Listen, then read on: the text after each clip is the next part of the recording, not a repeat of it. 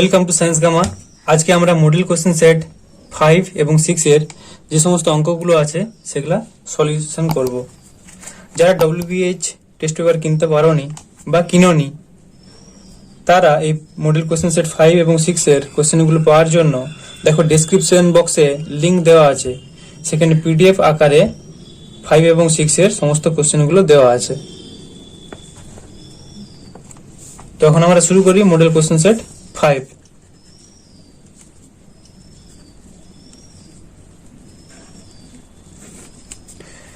একের দাগের দুইয়েরটা কি আছে?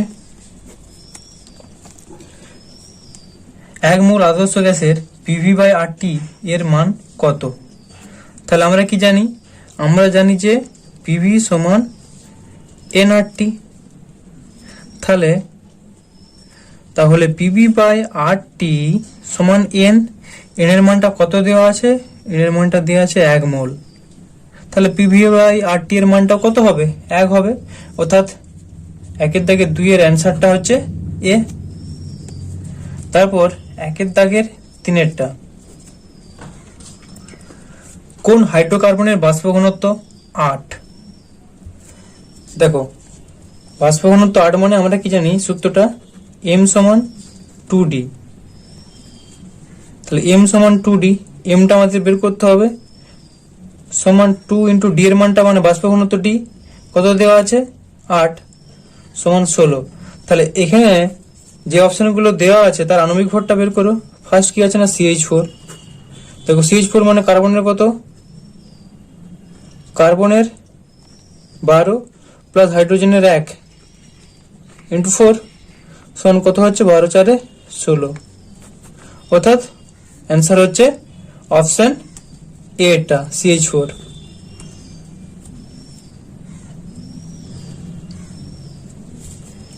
এরপর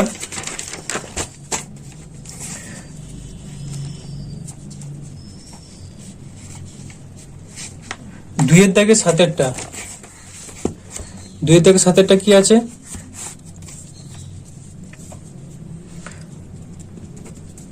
একটি বস্তুর দৈর্ঘ্য 5 সেন্টিমিটার ও রৈখিক বিবর্ধন 1.5 হলে প্রতিবিম্বের দৈর্ঘ্য কত?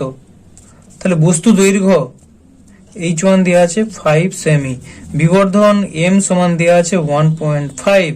তাহলে আমরা কি জানি যে বিবর্ধন বা রৈখিক বিবর্ধন m সমান h2/h1, প্রতিবিম্বের উচ্চতা বা প্রতিবিম্বের দৈর্ঘ্য ডিভাইডেড বাই বস্তুর দৈর্ঘ্য।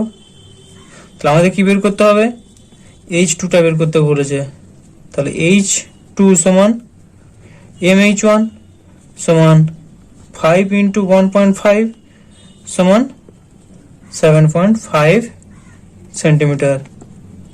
অ্যান্সার। এরপর 3-এর দাগের 2-এরটা,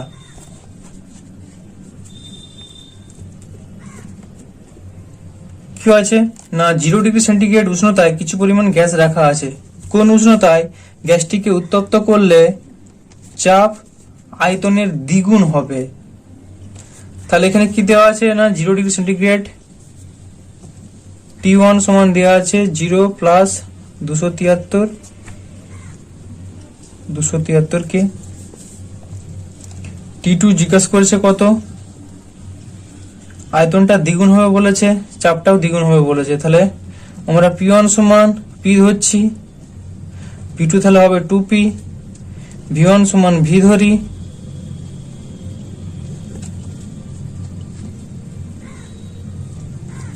তাহলে V2 কত হবে? 2V। এবার কি লিখবে যে আমরা জানি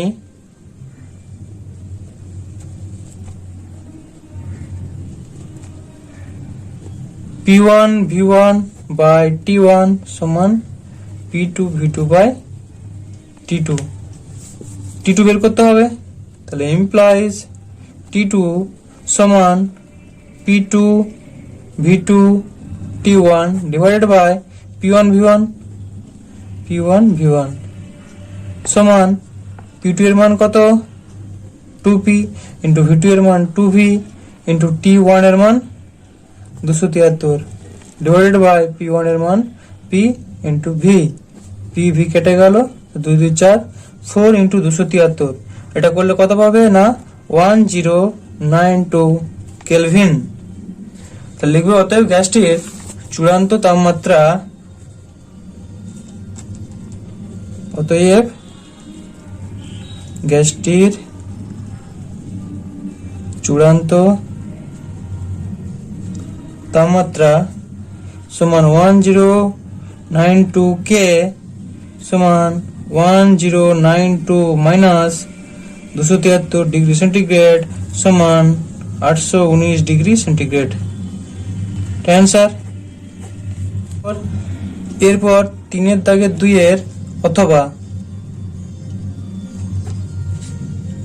কি আছে, অবতল দর্পণ 27 ডিগ্রি সেন্টিগ্রেড উষ্ণতায় 570 mmHg চাপে,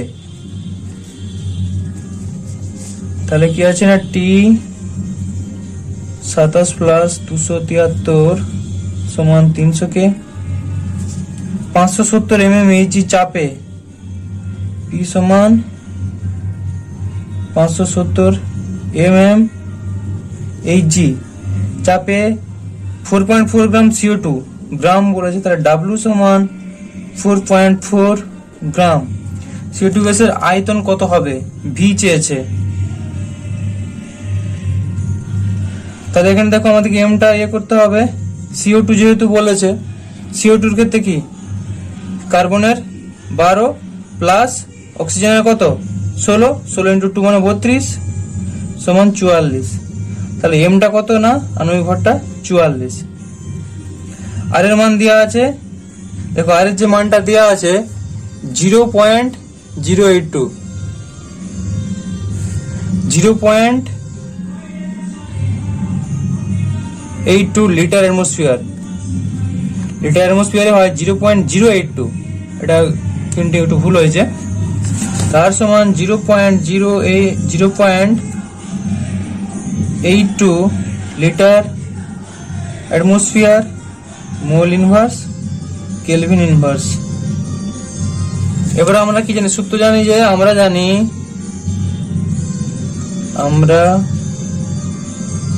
জানি PV সমান W/m/T, কি বের করতে হবে, V বের করতে হবে, তাহলে ইমপ্লাইজ V সমান কত পাবো না W/T/PM।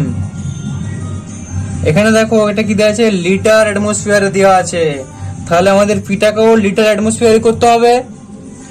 আমরা কি জানি দেখো 570 mmHg, এটা কত, এটা সেন্টিমিটারে করলে কত হবে 57 সেমি-Hg, একে লিটার অ্যাটমসফিয়ারে করলে 76 দিয়ে ভাগ করতে হবে, কারণ 1 অ্যাটমসফিয়ার সমান 1 atm সমান 76 সেমি-Hg। এটার জন্য কি করতে হবে, 76 দিয়ে ভাগ করতে হবে সমান 57/76 এত atm, যেহেতু আর এর মানটা এখানে লিটার অ্যাটমসফিয়ারে দেওয়া আছে। ওকে, জাস্ট মানগুলো পুট করো, তো W সমান কত আছে 4.4 × 0.82 ইন্টু T এর মান 300 ডিভাইডেড বাই P এর মান 57/76 মানে 76টা উপরে চলে যাবে 76 ইন্টু M এর মানটা বেরিয়েছে 44 সমান, এটা তোমরা কাটাকাটি করবে, কাটাকাটি করলে কি পাবে 32.8 লিটার, এটা অ্যান্সার। এরপরে 3 দাগের 4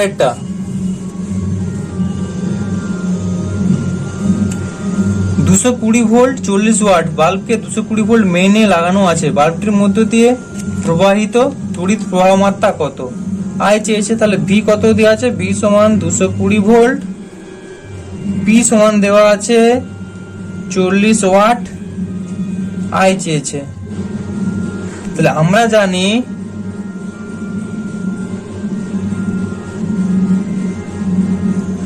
জানি P সমান IV implies I সমান পি বাই ভি সমান পি এর মান কত 40 ডিভাইডেড বাই 220।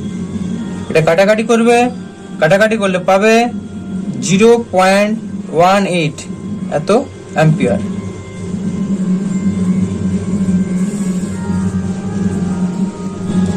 এরপর 4 দাগে 2 কত গ্রাম CO2 স্বচ্ছ চুন জলে চালনা করলে 200 গ্রাম CO3 তৈরি হবে। দেখো ও কি বলি না, স্বচ্ছ চুন জল। আমরা কি জানি যে স্বচ্ছ চুন জলের মধ্যে যদি CO2 চালনা করি তাহলে অদ্রাব্য CO3 উৎপন্ন হয়, তাই চুন জল ঘোলা হয়ে যায়, এটা আমরা জানি। তাহলে এখানে বিক্রিয়াটা আমাদের করতে হবে। বিক্রিয়াটা কি না, CaOH এর হোল 2, স্বচ্ছ চুন জল যেহেতু বলেছে তাহলে CaOH এর হোল 2 প্লাস CO2, এটা থেকে কি পাবো না CaCO3 প্লাস H2O। CO2 কত হয় 44 গ্রাম, 12 প্লাস 16 দুগুণে 32, 44 গ্রাম।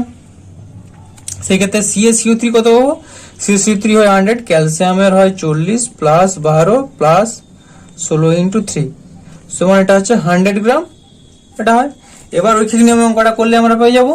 তাহলে কি বলবো না 100 গ্রাম CaCO3 পাওয়া যায় 44 গ্রাম CO2 স্বচ্ছ চুন জলের সঙ্গে বিক্রিয়া করলে বা স্বচ্ছ চুন জলে চালনা করলে, সেটা লিখো। তাহলে 100 গ্রাম CaCO3 পাওয়া যায় 44 গ্রাম CO2 স্বচ্ছ চুন জলে চালনা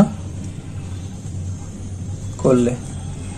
একে পাওয়া যাবে কত 44 বাই 100, আর কত দিয়েছে কোশ্চেনে দিয়েছে 200, তাহলে 200 গ্রাম 44 ইন্টু 200 ডিভাইডেড বাই 100 সমান 44 গুণে 88 গ্রাম। তাহলে এটা হচ্ছে অ্যান্সার। CO2 এর পরিমাণ লাগবে 88 গ্রাম। এরপর 4 দাগে 2 এর অথবাটা,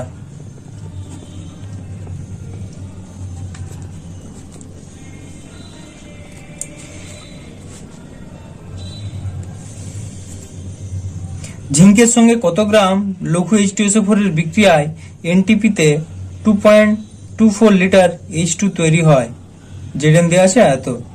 তাহলে আমাদের বিক্রিয়াটা আগে লিখতে হবে। বিক্রিয়াটা লিখো, Zn প্লাস H2SO4 থেকে কি হয় না ZnSO4 প্লাস H2।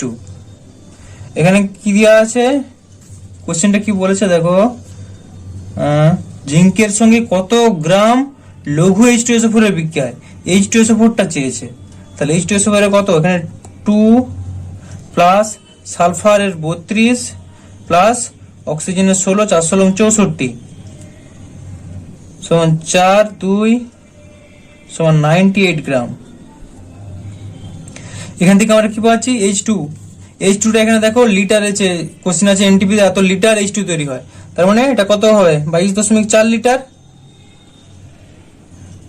চেয়েছে 2.24 লিটারে কত, এর কি নিয়ম করবো বাস হয়ে যাবে। তাহলে লিখবে 2.24 লিটার H2 উৎপন্ন হয় 98 গ্রাম H2SO4 এর সাথে Zn এর বিক্রিয়া হলে। লিখো 22.4 লিটার H2 উৎপন্ন হয় 98 গ্রাম H2SO4 এর সাথে Zn এর বিক্রিয়ায়।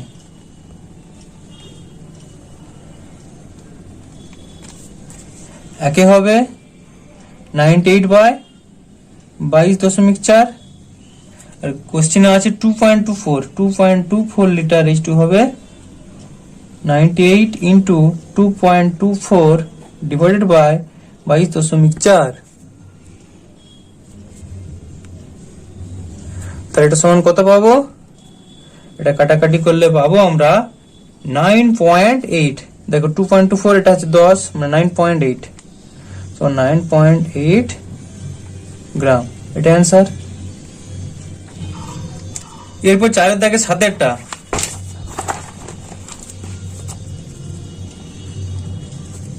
কি দেওয়া আছে না, দুটি তড়িৎ যন্ত্রের ক্ষমতা P1 এবং P2 ওয়াট, যন্ত্র দুটিকে সমান্তরাল সমবায়ে V ভোল্ট মেইনে যুক্ত করলে মোট ক্ষমতা কত হবে?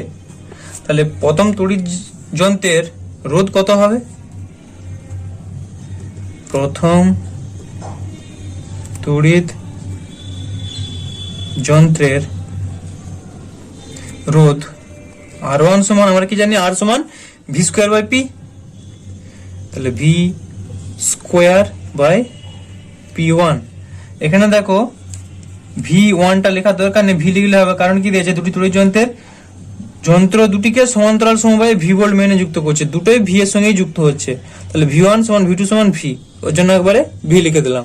ওকে, একই রকম ভাবে দ্বিতীয় তড়িৎ যন্ত্রের রোধ R2 সমান, একক লিখতে পারো বা একবার ওহমও লিখতে পারো, তো ওহম। R2 সমান তাহলে কত হবে? V স্কোয়ার বাই P2, এটা হলো, একক লেখার দরকার নেই। চলো, তো R2 সমান V স্কোয়ার বাই P2। এবার কি বলছে না, সমান্তরাল সমবায় যোগ করবে। তাহলে সমান্তরাল সমবায়ের ক্ষেত্রে দুটো রোধের তুল্য রোধ কত হবে? তাহলে লিখো অতএব সমান্তরাল সমবায়ের ক্ষেত্রে তুল্য রোধ আর ইকুইভ্যালেন্ট সমান কত হবে? R1 R2 উপরে গুণ সমান্তরালের নিচে যোগ R1 প্লাস R2। এর মানগুলো আমরা পুট করতে পারি, R1 R2 এর এখানেও করতে পারি, পরেও সেটা করতে পারি। তাহলে এটা হলো, তাহলে সেই যন্ত্রের ক্ষমতা কত হবে? তাহলে লিখো, সেই ক্ষেত্রে ক্ষমতা হবে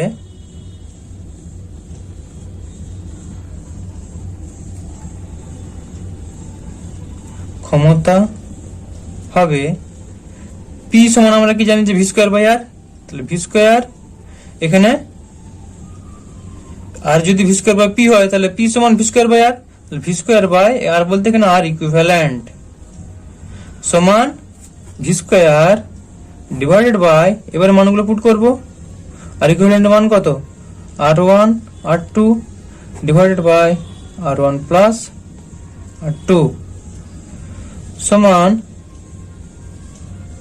V square into R1 plus R2, এটা উপরে চলে গেল, ডিভাইডেড বাই R1 R2। এবার মান পুট করব, V স্কোয়ার হলো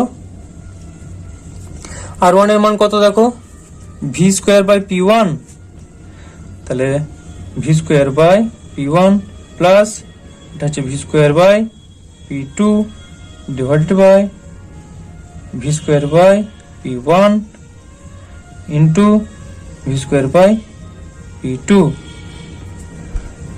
উপর থেকে কত কমন যাচ্ছে? V স্কোয়ার, তাহলে V স্কোয়ার, তাহলে কি হলো না, V স্কোয়ার ছিল ইন্টু একটা V স্কোয়ার এখানে কমন গেল, তাহলে কি হচ্ছে উপরটা 1 by P1 plus 1 by P2, নিচেটা কি হচ্ছে V square into V square into 1 by P1 plus into 1 by P2। এটা কেটে গেল, সমান কত পাচ্ছি?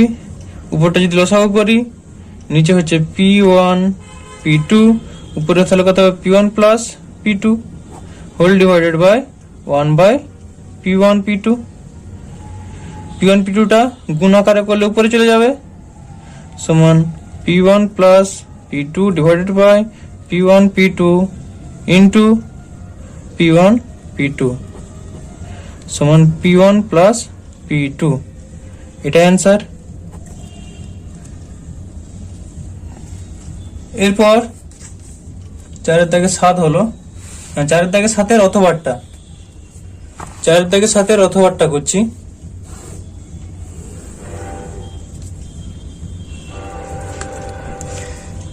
চার দাগের সাথ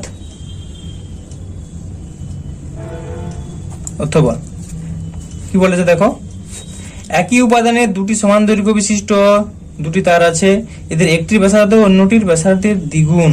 আচ্ছা, ব্যাসার্ধের দ্বিগুণ। তার দুটির রোধের অনুপাত কত? রোধের অনুপাত চেয়েছে। তাহলে আমরা কি জানি যে আর সমান রো এল বাই এ, আর এ সমান কি জানি, পাই আর স্কোয়ার। তাহলে একটির ব্যাসার্ধ কি বলেছে, অপরটির দ্বিগুণ।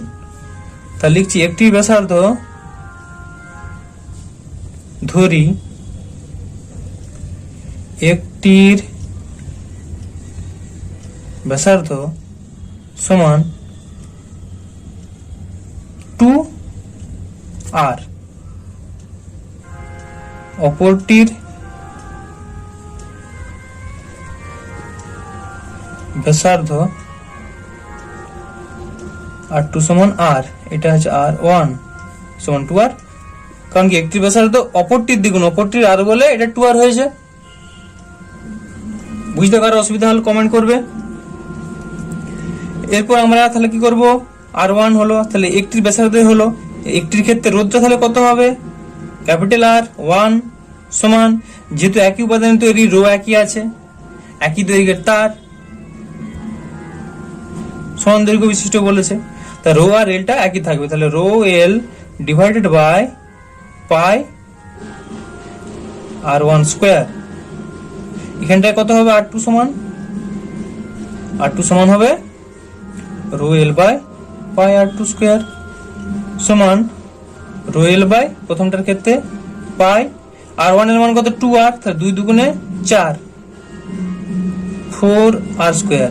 এখানে কত পাবো, r2 এর জায়গায় rho L by pi into r2 এর মান r স্কোয়ার, r2 এটা r1। এবারে r1 r2 এর অনুপাত চেয়েছে, অতএব r1 ইসটু r2 সমান রো এল পাই কেটে আছে, r স্কোয়ার কেটে আছে, তাহলে 1/4 ইসটু 1 সমান, উপরে যদি 4 দিয়ে গুণ করে দিই 1:4, এটা অ্যান্সার।